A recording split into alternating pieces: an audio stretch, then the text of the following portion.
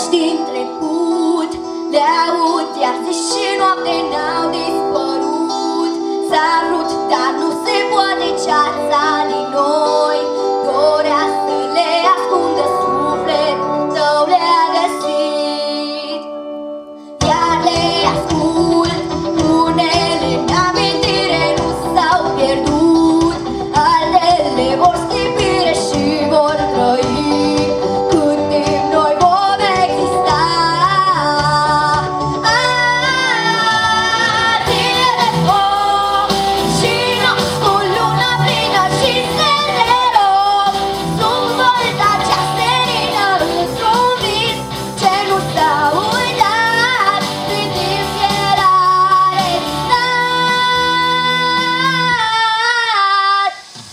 Undele vin, vibrează și acum și melodii împotopesc cu luna unui concert, cu sunet și lumină ce îl ascult peste timp. Iar în trecut se naște, iar prezentul n-au dispărut. A fost cândva momentul erei de rock care străbate prin vreme, zie de foc și noapte cu luna plină și senzeros.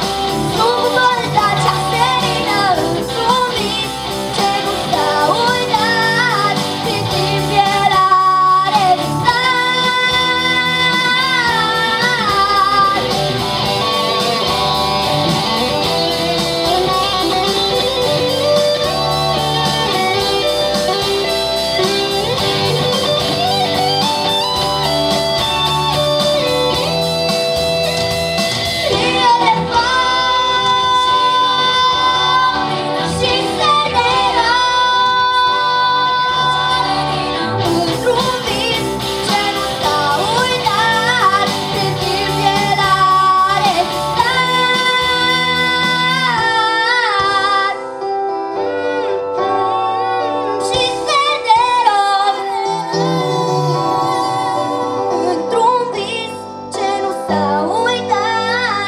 timp era rezistat.